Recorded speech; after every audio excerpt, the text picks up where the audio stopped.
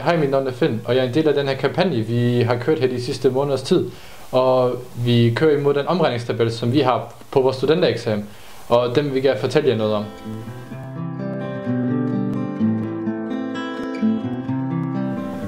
At være en del af det danske mindretal betyder noget om min identitet. Jeg er ikke dansker, jeg er ikke tysker, men den der mellemting, det er der, hvor jeg føler mig mest tryg. Jeg mener, at være en del af det danske mindretal, det åbner en større for en egen fremtid. Jeg kan vælge, om jeg vil studere i Danmark eller i Tyskland.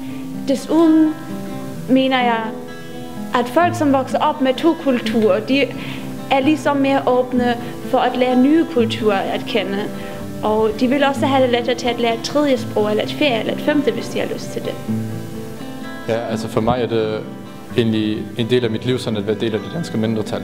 Når jeg nu kører til Tyskland, så føler jeg mig lidt for meget dansk, og når jeg kører til Danmark, så føler jeg mig sådan lidt mere hjemme, end jeg sådan set gør i Tyskland. Men at være en del af det danske mindretal betyder for mig at være med til at bygge en bro mellem Danmark og Tyskland. Vi er en stor familie, og jeg føler mig virkelig tryg her. Når jeg virkelig siger, hvor jeg er hjemme, så siger jeg altid, at det er Sydslesvig, og det er måske lidt svært at forklare dem, der kommer ud fra. Men for mig er det rigtig vigtigt, at jeg har sådan et sted her, sådan et lille land næsten, hvor jeg sådan kan føle mig hjemme, og hvor jeg har rigtig mange af mine venner, som også føler på en samme måde. At være del af det danske mindretal betyder for mig at have en bonus i både sproget og også i nationaliteten, da jeg både har tysk og dansk, og jeg også føler mig tysk og dansk.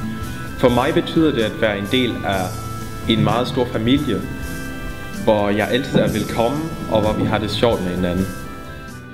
For os, som er elever i det danske mindretal, det er den her omregningstabel, vi kører imod, rigtig vigtig. Fordi når vi er færdige med vores 13 års skolegang og får et studentereksamen, så får vi ikke et dansk eksamensbevis, men vi får et tysk eksamensbevis.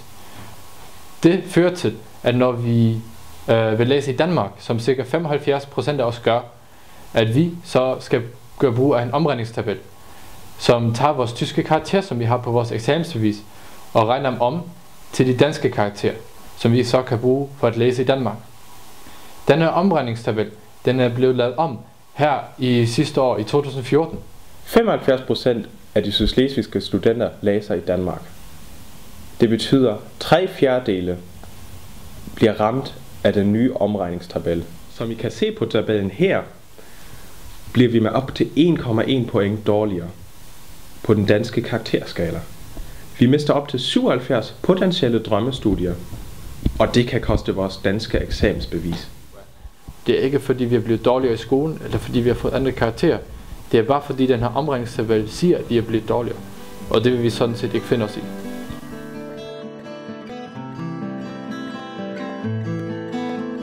Jeg engagerer mig imod omregningstabellen, fordi vi arbejder meget, og vi arbejder lige så meget, som de gør på de danske skoler.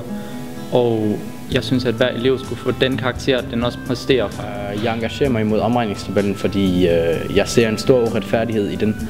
Og jeg føler mig personligt angrebet, og det vil jeg simpelthen ikke finde mig i. Altså jeg synes egentlig sådan, at hvert elev har ret til at få de karakterer, som den fortjener. Og når vi nu laver vores tyske studentereksamen, så synes jeg, at den lige sådan som den er, så skulle den egentlig også blive anerkendt i Danmark, fordi vi bliver undervist på dansk med danske lærebøger, og vi får alt de ting, som danske elever også lidt, dem får vi også med. Og jeg synes, at det er uretfærdigt, når vi bliver nedvurderet, kun fordi vi lever nogle kilometer syd for grænsen. Jeg engagerer mig imod omregningstabellen, fordi jeg synes, at man ikke kan stille os på lige fod med de tyske skoler. Fordi vi har de der to sprog. Vi har dansk siden børnehaven, vi har dansk undervisning med danske bøger. Så hvorfor skulle vi ikke få danske karakterer og dansk eksamensbevis og få lov til at studere i Danmark? Og til dette problem har vi så også 2 konkrete løsningsforslag, som vi gerne vil præsentere til jer. Det første, vores overstående mål, som vi egentlig gerne vil have opfyldt, det er, at vi gerne vil have en dansk eksamensbevis. Det betyder, at det er en dansk censor, som så vil være med til vores mundtlige, og så også vil kontrollere vores skriftlige eksamener.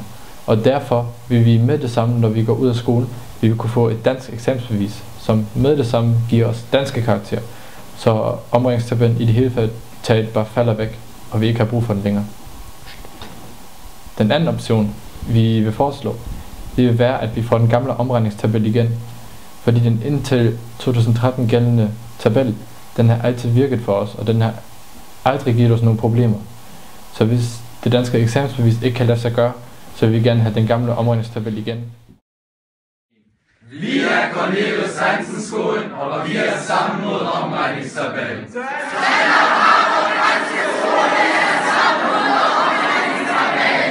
Vi